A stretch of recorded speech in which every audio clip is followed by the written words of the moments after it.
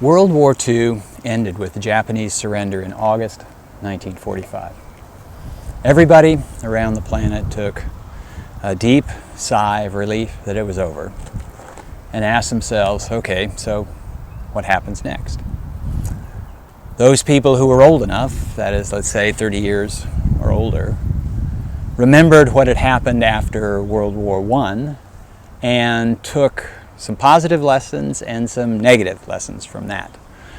The first thing that everybody expected in 1945 was that there was going to be a peace conference at the end of this war. A peace conference like the Paris Peace Conference, the end of World War I. After all, you've got, well, by this time, dozens of countries involved in the war, and you're going to have to get them together to figure out what happens after the war. What's the peace going to look like?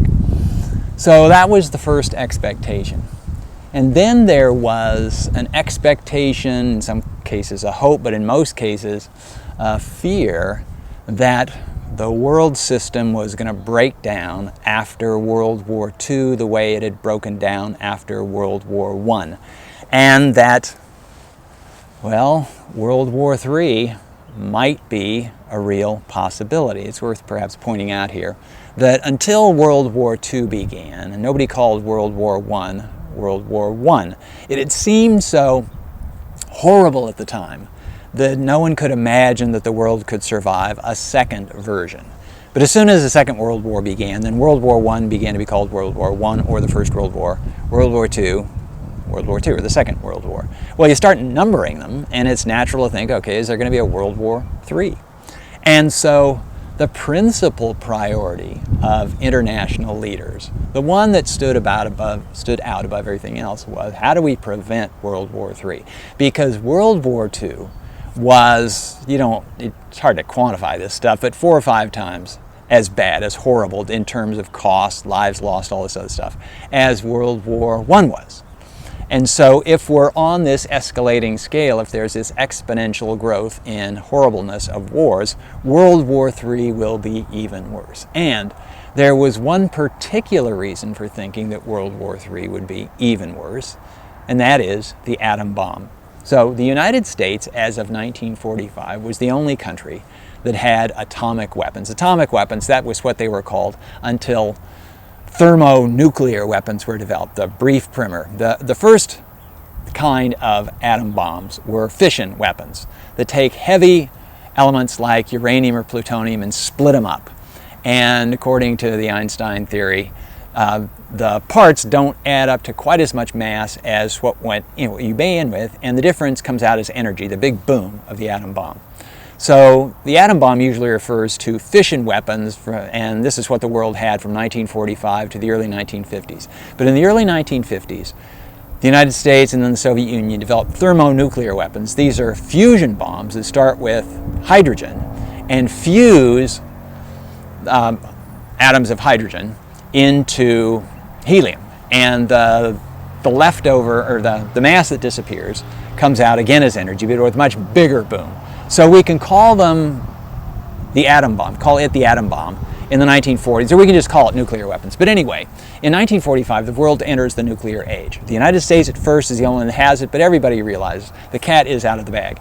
And there are going to be more nuclear weapons around before too long. And so if World War II was that much worse than World War I, World War III would be way, way, way worse, because it would almost certainly involve nuclear weapons. And it might end with the almost extinction of the human race, and nobody wanted to see that happen. So, in the part of the question says, what happens after World War II? Well, the fondest hope of everybody was no World War III.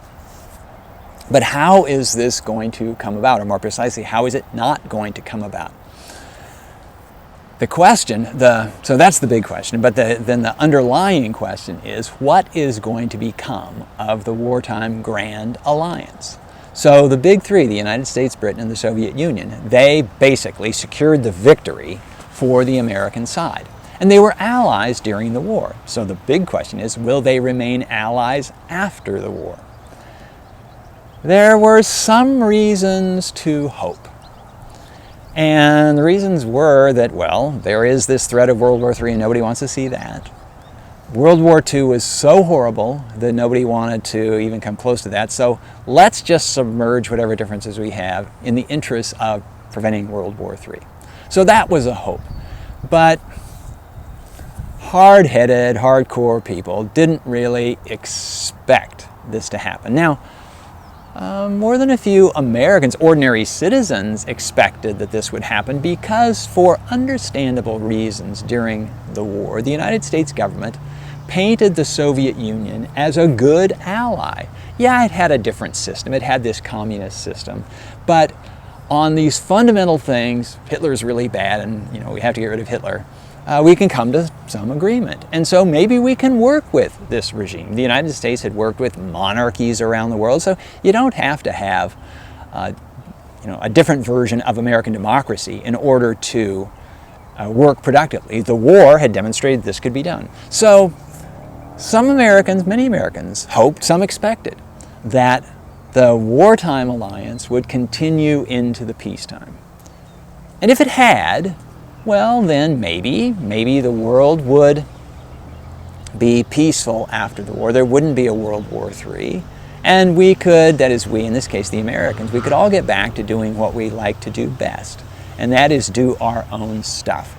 It's important to calculate into this the effect of the events of the previous 15 years on the American psyche. So Americans had been through the Great Depression, which really started around 1930 and extended all the way through the 1930s. Then they had been through the worst war in world history. And so, at the end of this 15 really bad years, where they had to pay attention to how are we going to put a roof over our heads, how are we going to feed our kids, all that stuff, and then are we going to be able to, is democracy going to survive? Will we die when we go off to war, send our sons off to war, and all that stuff? Now that's at an end. What Americans really wanted to do, more than anything else, was just get back to their own stuff. They wanted to come home and focus on their jobs, their education, their families. They really did not want to pay attention to the world. This is what Americans wanted. But the spirit of Woodrow Wilson, as incarnated in Franklin Roosevelt, and then in Harry Truman, said, no, we can't do that. We made that mistake after World War I. We have to stay involved. So the question for the United States was, what would be the nature of American involvement in the world? The isolationists had been essentially discredited by Pearl Harbor. They had said through the 1930s, the world will leave us alone if we leave it alone. The world did not leave the United States alone, and so they didn't have any place to stand. The United States was going to be engaged with the world. The question was, what would be the terms, and how would this all take place? The first hope, the fondest hope, was the United Nations. The United Nations Organization, in fact, is what it was originally called, and it was simply an updated label for the League of Nations, which the United States had rejected in 1919 at the end of World War I. And in hindsight, most Americans who thought about foreign affairs, foreign policy, thought that was a mistake. We should have joined. If we had joined, perhaps we would have prevented World War II. We would have taken stronger action against Hitler, against Mussolini, against the Japanese when they started beating up on their neighbors. If we had acted sooner, then perhaps we could have nipped that violence, that aggression in the bud, and there would have been no World War II.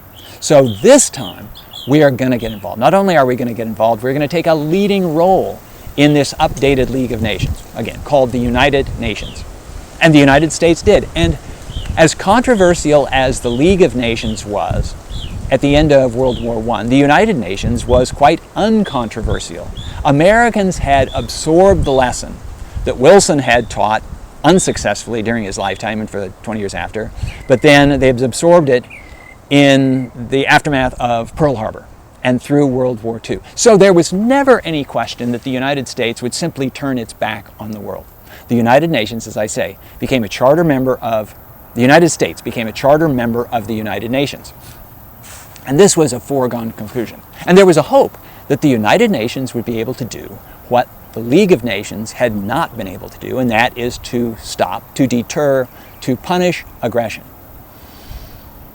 The only problem was that this would require agreement among the major players. So there were, and are, 5 charter members of the United Nations, the big 3 from World War II, the United States, Britain, and the Soviet Union, plus France and China, who'd been part of the alliance by the end of the war. So these 5, according to the rules of the United Nations, had to agree, all 5, on any substantive matters. If the United Nations is going to take action, strong action against some country, the charter members, the permanent members of the United Nations Security Council, that's what they're called, have to agree. Anyone can exercise a veto. And unfortunately, it became apparent fairly early on that the United States and the Soviet Union did not always agree on what constituted actionable cause for United Nations, for the United Nations to respond. And it became very apparent before long that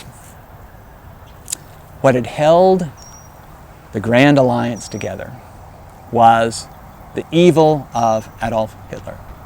There wasn't any love between the United States and the Soviet Union and Britain siding with the United States, but we'll focus on the United States and the Soviet Union. There was no love between the United States and the Soviet Union. It was an alliance of convenience. It was an alliance of common enmity against Hitler.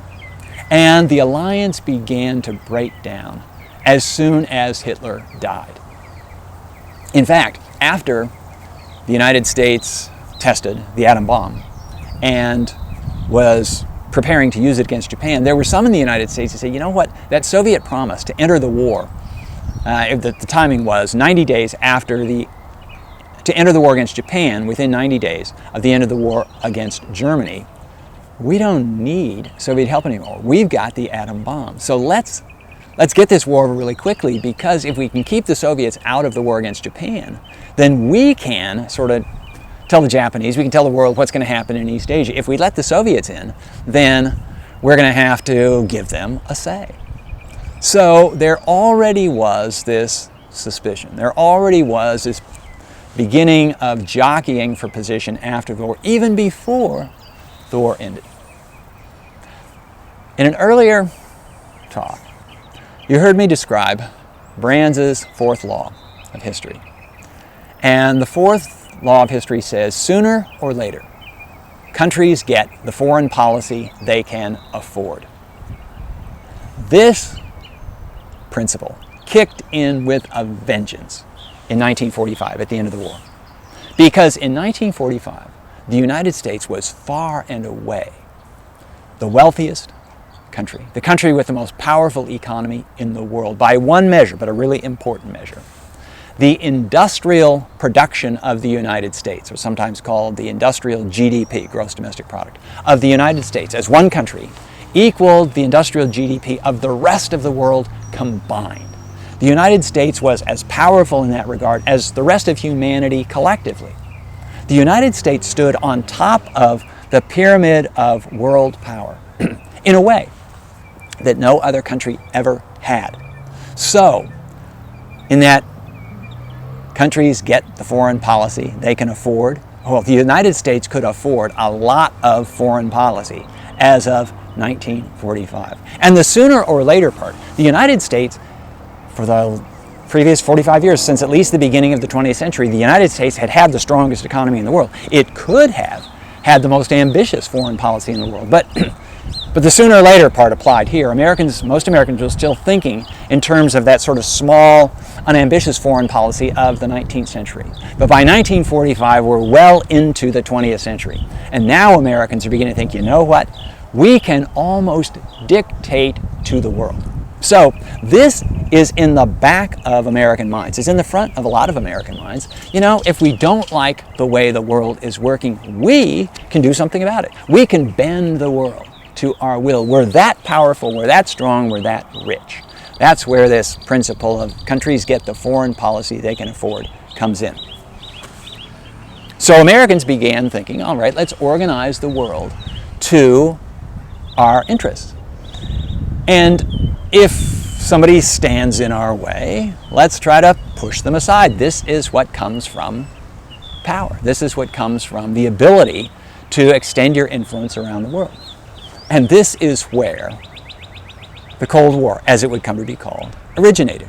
And it's not that the United States was alone in simply asserting its power. The Soviet Union was quite deeply involved as well. But the Soviet Union was doing stuff in 1945 that would not have alarmed Americans 30 years before. The Soviet Union was doing the kind of thing that dictators had done around the world for decades, for generations, and the United States said, big deal. That's not our business. But in the late 1940s, Americans decided it is our business. We can do something about it. We need to do something about it. And from this emerged the Cold War. Now, terminology. What is the Cold War? What was the Cold War? The Cold War was an extended period of tension, competition, sometimes near hostility between the United States and the Soviet Union. It emerged sometime after World War II. The beginning date, it's a little bit hard to pin down. It was this growing sense of distrust. And it lasted by some measures into the late 1980s, the early 1990s. It really ended definitively with the demise of the Soviet Union in 1991. But it was characterized by continuing tension between the United States and the Soviet Union, sometimes amounting to proxy war. The United States would back one regime and the Soviets would back another regime, and the United States and the Soviet Union never went to war directly. That's why it was called the Cold War as opposed to a hot war. And it involved two fundamental aspects of approaches to the world. And you can call these, I'll call them, the geopolitical aspect and the ideological aspect. The geopolitical aspect is basically, how many troops do you have? How many bombs do you have? How powerful are you militarily? And we'll throw in economics, because economics is involved with military power. But can you push other countries around with your military power, with your economic power? Can you force your will upon another country, upon other peoples? That's the geopolitics side of it. And it has to do with how big is your army. The United States had the most powerful military establishment, Army, Navy, Air Force, including nuclear weapons delivery systems in 1945. The Soviet Union came, I'm not going to say a close second, but a respectable second. So in this regard, the United States was going to look askance, was going to look distrustfully at the Soviet Union because it had a big army, and that big army might be used against the United States. The Soviet Union certainly looked distrustfully at the United States because all those military resources might be used against the Soviet Union. So there would have been distrust between the United States and the Soviet Union simply because they were the two biggest military powers in the world. This is just the way the world works. If one country has a big army, it looks around skeptically, sometimes distrustfully, sometimes actively hostilely at whoever else has a big army. The second aspect of the Cold War was the ideological aspect, the philosophical aspect. What does your country stand for? What do you want to see the world look like in the future? And here again, there was the basis for distrust.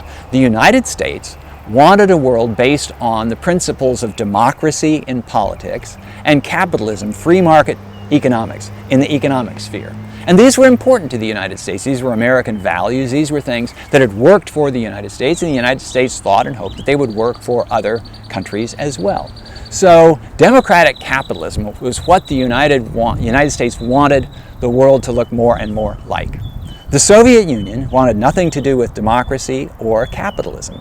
It was a communist system, and communism means socialist in the economic sphere, where most productive property is not in private hands, as in the United States, in capitalist societies, but in government hands.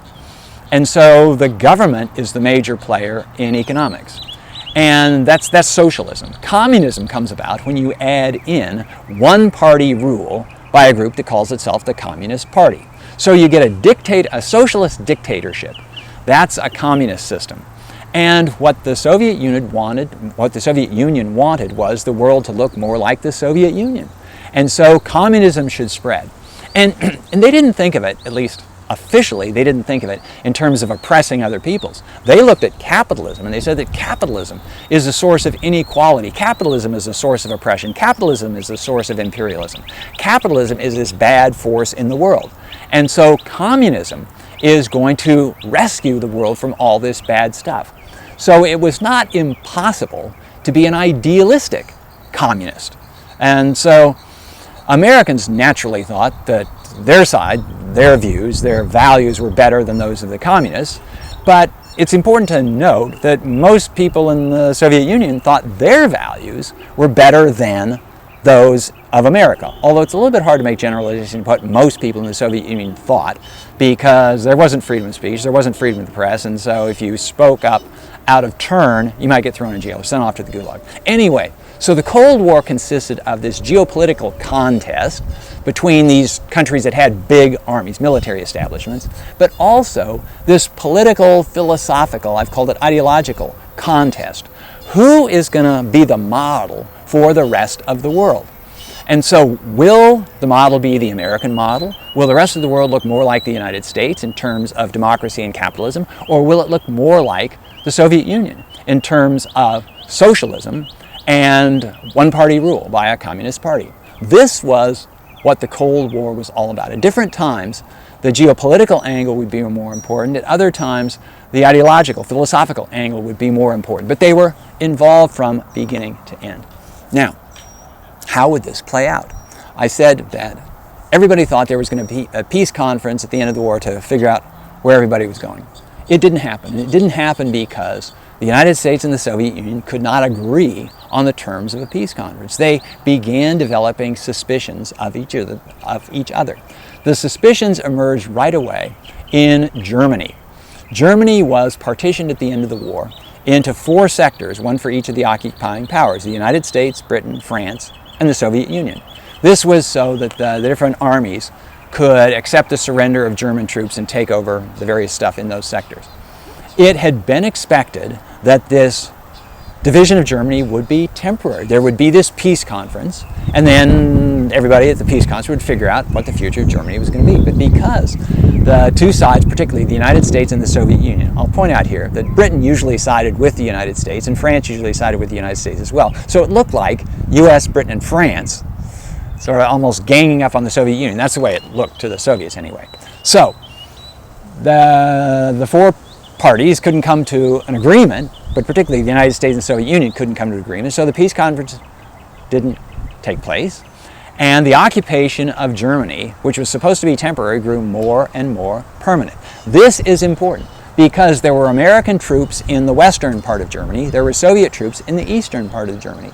And they weren't exactly staring at each other eyeball to eyeball, but they were in close proximity. Most Americans had assumed that at the end of the war, American troops would come home from Europe, would come home from Asia. American troops had always come home after previous wars. The idea that American troops might stay in Europe, might stay in Asia, this was a stretch in 1945, but because there was no peace conference, no definitive peace settlement, American troops did stay. Not all of them by any means, most of them came home, but enough of them stayed that Americans felt, you know what, this war hasn't exactly ended. So how is this, what is this all going to lead to? What's going to happen here? When it became clear that there wasn't going to be this comprehensive peace deal, American leaders began thinking about, okay, so what's the next best thing? The idea of the United Nations, the idea of the League of Nations, was based on the principle of collective security. The commonsensical, the peace-loving nations of the world would deter aggression by the bad actors. And that's why there wouldn't be another war. The trouble with the United Nations is the collective security was very uncollective because the United States and the Soviet Union started differing on all sorts of things. It was really clear that the United Nations was not going to be able to accomplish what the League of Nations also had not been able to accomplish. Now, the League of Nations, partly because the United States boycotted the League of Nations, but the United Nations very quickly became hogtied by this emerging Cold War, by the difference between the United States and the Soviet Union over things like Germany, over the future of China, over the future of Korea. We'll get to China and Korea later, but just basically over how the world was supposed to work. So Americans had to develop a fallback plan. And the fallback plan emerged in steps. It didn't spring full-blown from Harry Truman's brow or anybody else. It was a series of responses to particular challenges, crises in some cases.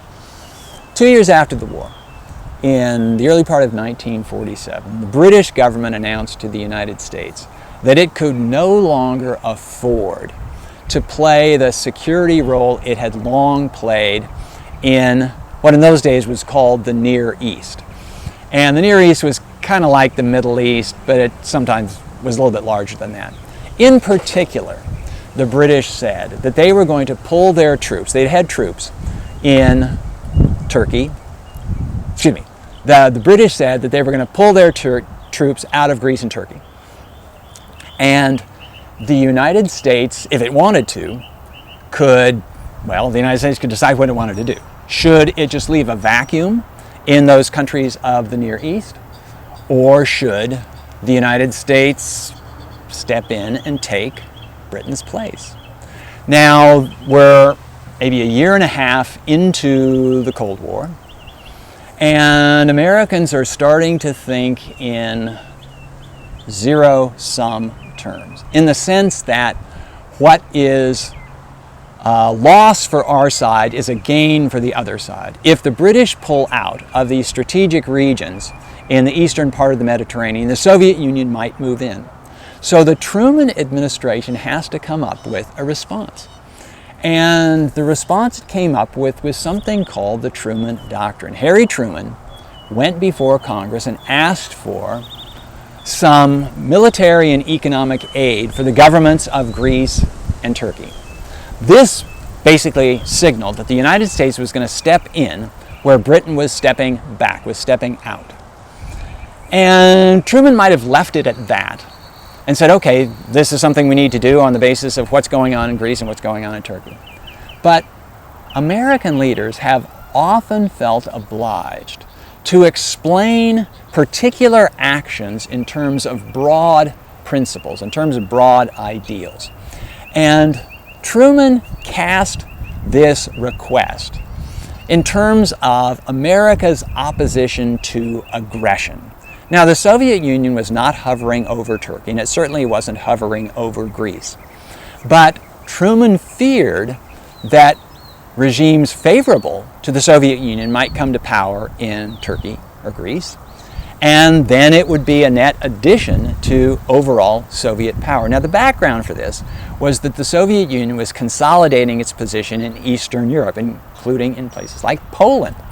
So the Soviets didn't look as though they were going to pull their troops back into the Soviet Union. It looked like they were going to keep their troops, in many cases where the troops were at the end of the war. So Truman is thinking, how do we shore up the Eastern Mediterranean, Greece and Turkey? And so he says we're going to do it. He asks Congress for this aid. But he lays down a principle. He says it should be the policy of the United States to come to the aid of governments that are threatened by external aggression or internal subversion, because the communist agents of the Soviet Union sometimes operated by subversion rather than direct aggression. Congress went along, gave them the money, and the Truman Doctrine became a model for how the United States would deal with threats to non-communist regimes around the world. We will see much more of this. The following year, George Marshall, then Secretary of State, proposed that the United States help rebuild the economies of Europe. The European economies did not get well started after World War II. And there was a fear in the United States that the Western Europeans would succumb to the promise, the lure of communism, and it might happen by the ballot box. So Marshall made the argument that the United States needs to subsidize the revival of the European economies in America's own self-interest. Thus emerged the Marshall Plan. The final piece of this puzzle, the final piece of this change in American policy, it fell into place in early 1949 when the United States sponsored the creation of NATO, the North Atlantic Treaty Organization. This was America's first peacetime military alliance since 1800, in a century and a half. And it took the principle of collective security, which was supposed to be sort of universal in the League of Nations and the United Nations, and made the best America could out of it under the circumstances of the Cold War. Collective security, an attack on one member of NATO is an attack on all, was the underlying principle of NATO. But it only referred to the members of NATO. So this was an important step toward the potential militarization of the Cold War. Where the next step would go, what all this would lead to, remained to be seen as of, let's say, the middle of 1949.